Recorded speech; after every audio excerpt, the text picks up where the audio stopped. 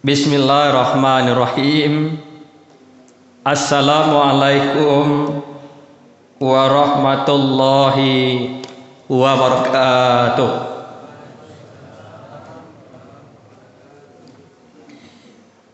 Alhamdulillahirabbil alamin. Wassalatu wassalamu ala asrofil anbiya'i wal mursalin wa ala alihi wa ashabihi ajma'in. Asyhadu an la ilaha illallah wahdahu la syarikalah wa asyhadu anna Muhammadan abduhu wa rasuluh sallallahu alaihi wasallam la nabiyya ba'da.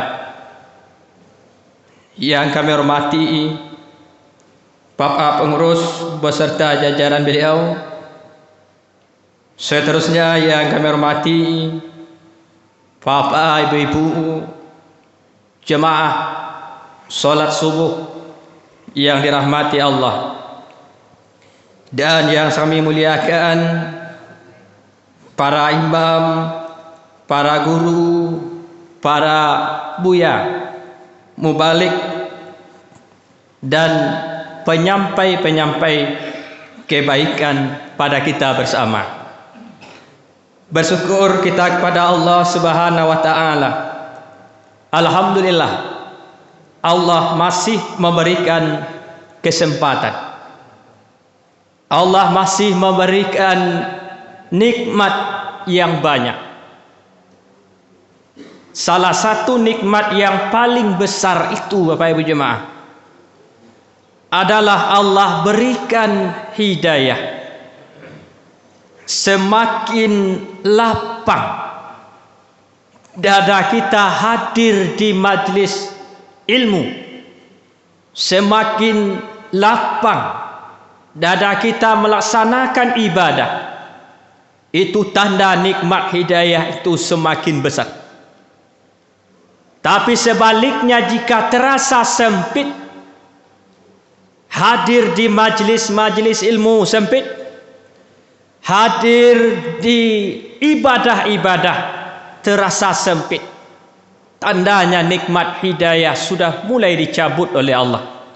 Dan ini yang paling kita syukuri adalah nikmat hidayah. Selanjutnya salawat dan salam kita doakan kepada Allah agar senantiasa disampaikan pada Nabi Muhammad sallallahu alaihi wasallam. Allahumma sholli ala Muhammad wa ala ali Muhammad. Bapak Ibu jemaah subuh, kajian kita pagi hari ini berdandaskan surat An-Nazi'at ayat 1 sampai 4. Yang menjadi tema kajian kita adalah malaikat-malaikat pencabut nyawa. Bapak Ibu jemaah subuh yang dirahmati oleh Allah, dalam Al-Quran Allah sebutkan wa nafsi wa ma sawwaha, dan demi jiwa dan penyempurnaan ciptaannya. Ternyata Bapak Ibu jemaah, kita ini belum sampai kepada kehidupan yang sempurna. Dulu kita berada di alam arwah. Ketika di alam arwah belum sempurna, Allah pindahkan ke alam rahim.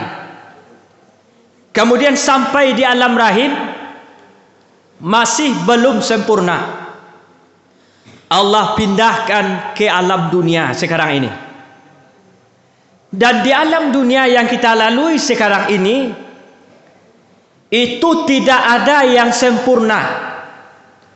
Diko ada ibu-ibu apa-apa mencari di dunia konan sempurna, tidak sebut. Karena di dunia ini masih belum sempurna. Dan kapan manusia baru sampai kepada kehidupan yang sempurna? Kata Allah, wa innad daral akhirah layal hayawanu laukanu ya'malun.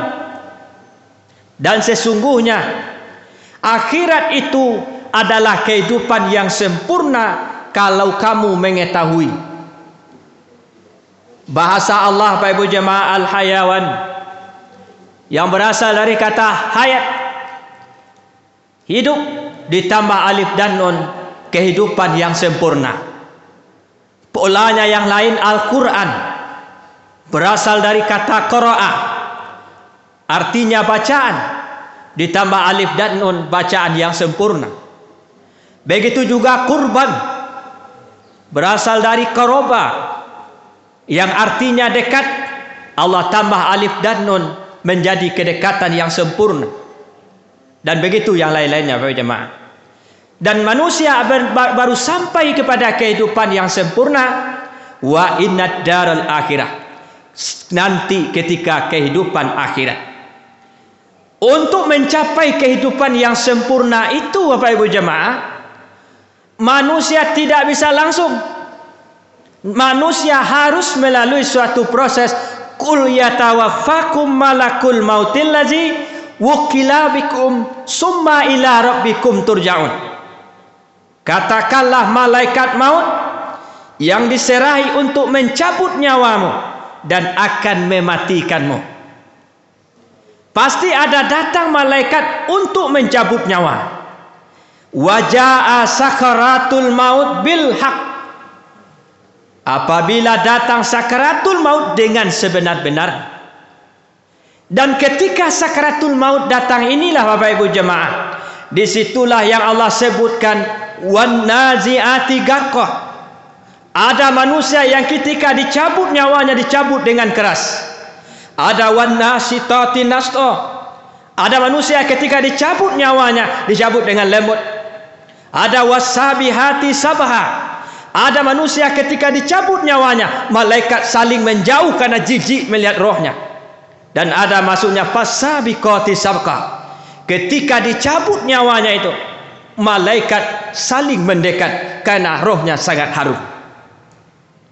Bapak Ibu jemaah yang kami muliakan, kita buktikan ayat ini satu persatu. Yang pertama Allah sebutkan wan nazi'ati gharqah. Malaikat-malaikat pencabut nyawa dengan keras. Sesuatu Bapak Ibu jemaah, kalau namanya dicabut dengan karet, tandanya dia dipaksa, tandanya nyo mada. Ndak namuh keluar roh dari jasad, ketika rasaki lahabi ajalah sampai. Yang roh ini tidak mau berpisah dengan jasadnya. Ketika itulah malaikat mencabut nyawanya itu dengan keras.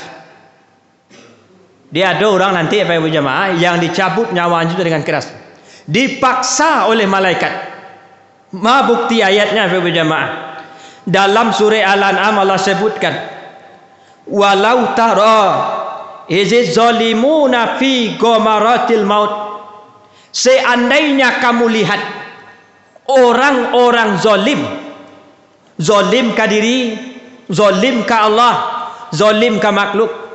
Kalau pemimpin zalim ke rakyat, seandainya kamu lihat kata Allah, orang-orang zalim berada dalam sakaratul maut, kata Allah, wal malaikatu basituna aidihim.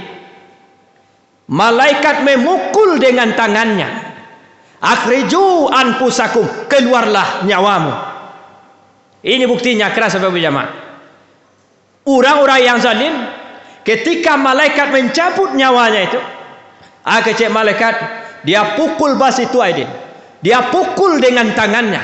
Sesuatu kalau dipukul Bapak Ibu jemaah, tandanya nak namuh keluar. Dan juga diteriaki oleh malaikat, akhriju anfusakum, keluarlah nyawamu. Itu bukti ayat yang pertama, surah Al-An'am ayat 93. Dan seandainya kita lihat ayat lain Bapak Ibu jemaah, walau tara iz yatawaffal ladzina kafaru. Seandainya kamu melihat ketika malaikat mencabut nyawa orang-orang kafir. Orang kafir itu Bapak Ibu jemaah artinya tertutup dari kebenaran, adonan tahu nyo kebenaran, nyo tutui dirinya, kafirnya namanya. Dan seandainya kamu lihat, kata Allah, orang-orang kafir berada dalam sakaratul maut, maka kata Allah, al-malaikatu yadribuna wujuhahum wa adbarahum, dipukul mukanya dan dipukul punggungnya. Itu tandanya kare Bapak Jemaah. Ketika kamu lihat orang-orang kafir dicabut nyawanya oleh malaikat, dipukul mukanya dan dipukul punggungnya, wazuku azabal harik, supaya mereka merasakan azab. Bapak Ibu jemaah yang kami muliakan, ayat lain juga sama. Fakaifa iza tawaffathumul malaikah yadribuna wujuhahum wa adbarahum. Bagaimana keadaan mereka apabila malaikat mencabut nyawa mereka seraya memukul-mukul muka mereka dan memukul-mukul punggung mereka. Dan itu buktinya Pak Ibu jemaah, bahwa malaikat mencabut dengan keras, dipukul-pukulnya. Ngeri ya Pak Ibu jemaah. Lalu timbul pertanyaan bagi kita, apa yang menyebabkan manusia dipukul dengan keras? Kenapa malaikat sampai memukul-mukul orang itu? Allah sebutkan dalam surat Al-Baqarah ayat 96. Wala tajidannahum ahrasan nasi ala hayatin wa minal lazina asraku. Seandainya, kata Allah, sesungguhnya kamu dapati manusia itu, mereka yang paling loba terhadap kehidupan dunia, yang paling rakus terhadap kehidupan dunia, yang paling sibuk dengan kehidupan dunia, isinya harta, isinya wanita, isinya tahta. Ia sibuk dengan pangkek dan pangkek tarun. Ia sibuk dengan harta-harta allazi jama'a mala wa adadah. Dia sibuk mengumpulkan hartanya. Wa amma man bakhila wastaghna, sampai-sampai dia bakhil terhadap hartanya itu. Dan dia sibuk dengan istri-istri cantiknya. Orang ini lupa dengan Allah. Sampai-sampai Allah sebutkan wa minal ladzina asraku, sampai-sampai dia lebih rakus daripada orang-orang musyrik. Yang kanaknya, yang keindah-indahnya Pak Ibu jemaah, ya waddu ahaduhum lau yu'ammaru alfasanah, nyo minta umur 1000 tahun. Kan tidak kemungkinnya tu. Dan orang yang serupa itu Pak Ibu jemaah dipukul mukanya dan wajahnya ketika mati oleh malaikat. Yang kedua, penyebabnya kenapa dia dipukul oleh malaikat? Wala yatamannaunahu abadan bima qaddamat aydihim. Mereka tiada mengharapkan kematian untuk selama-lamanya. Disebabkan oleh apa? Kejahatan yang diperbuat oleh tangannya. Ada orang yang dicabut nyawa, dipukul oleh, takut dia mati karena dosa yang diperbuat oleh tangannya. Dia seorang pemimpin mengesahkan undang-undang dan itu menyengsarakan rakyat. Tanda tangannya ini takut dia ketika mati. Dia meninggal dunia, tangannya mencuri uang rakyat. Maka nanti ketika matinya dipukul oleh malaikat, tangannya penuh dengan dosa, tangannya penuh dengan maksiat.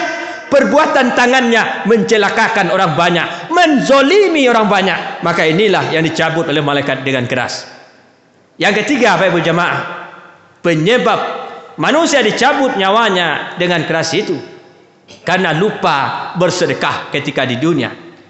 Ketika akan dicabut nyawanya, minta kepada Tuhan, ya Allah, Rabbi laula akhartani ila ajalin qarib. Ya Tuhan, bisa tidak ditunda seketik mati? Bisa tidak ditunda nyawa dicabut? Untuk fa asaddaqo wa akum minas solihin, untuk bersedekah. Ada manusia Bapak Ibu jemaah, ketika akan sudah dicabut nyawanya, minta ke Tuhan, ya Allah, tundalah kematian saya. Tapi tidak bisa. Kenapa? Karena sudah habis batas hidupnya di dunia. Dan manusia-manusia yang seperti ini Pak Ibu jemaah, itulah yang dicabut nyawanya, dipukul dan dipaksa oleh malaikat. Itu yang disebut dengan wan nazi'ati gharqa. Yang kedua Pak Ibu jemaah, ada namanya wan nasitati nasta. Ada yang dicabut dengan nasita, artinya lembut. Bisa diartikan aktif, kreatif. Bapak Ibu jemaah yang kami muliakan, ada suatu riwayat menceritakan ketika ajal seseorang datang, malaikat maut datang ke seluruh penjuru dunia. Dia mencari rezekinya ke barat, ke timur, sudah habis. Lalu didatangilah hambanya ini. Ketika didatangnya hambanya berkata, mau apa engkau? Saya mencabut nyawamu, rezekimu sudah habis di dunia. Apa kata hamba Allah ini tadi? Kenapa sekarang engkau baru datang? Ketika Allah tiupkan roh, engkau kemana saja? Maka malaikat maut mengadu kepada Allah, ya Allah, saya sudah mencari rezeki hambamu seluruh dunia, barat dan timur. Tidak ada satupun saya temukan. Dan ketika saya akan mencabut nyawanya, dia mengatakan, kenapa engkau sekarang baru datang ke sini? Tidak ada tempatmu di sini. Kata Allah, ada, engkau tuliskan di tanganku namamu. Nanti engkau perlihatkan kepada hambaku.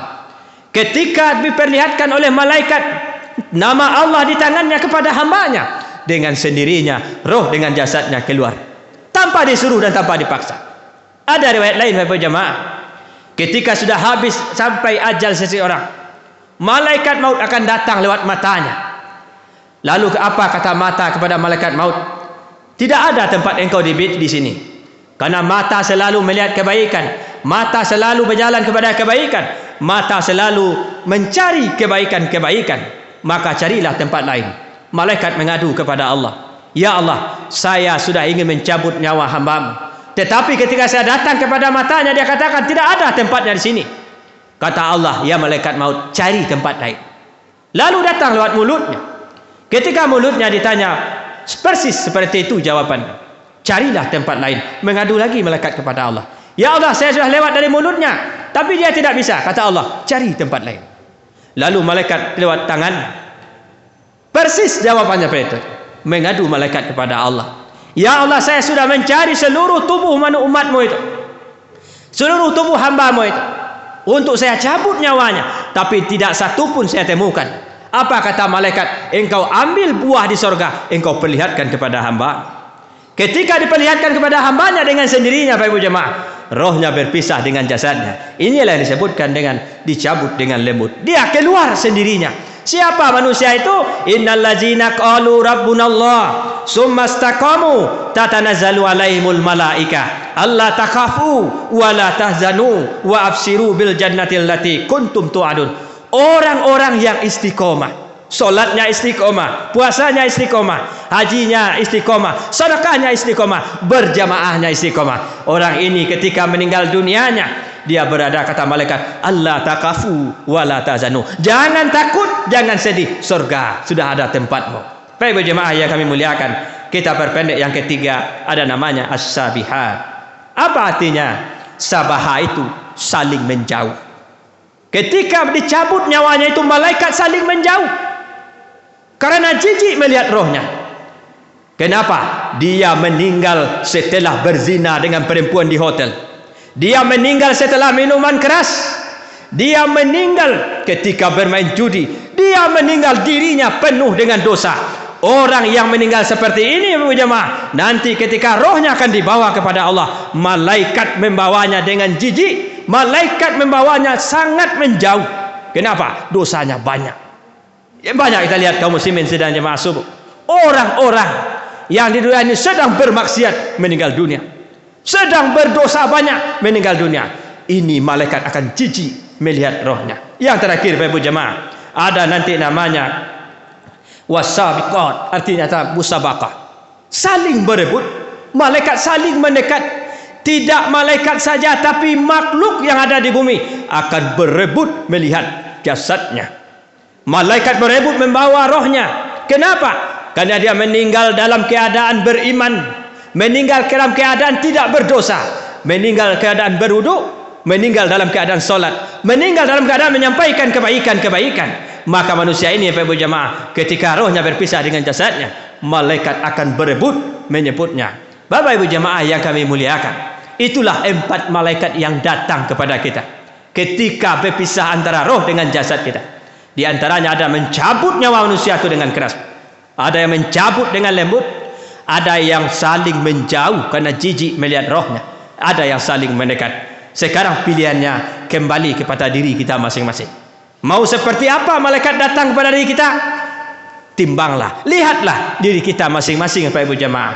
Baik berjamaah subuh yang dirahmati Allah, mohon maaf atas segala kekurangan. Mudah-mudahan kita menjadi orang-orang yang meninggal dalam husnul khatimah. Wabillahi taufiq hidayah. Assalamualaikum warahmatullahi wabarakatuh.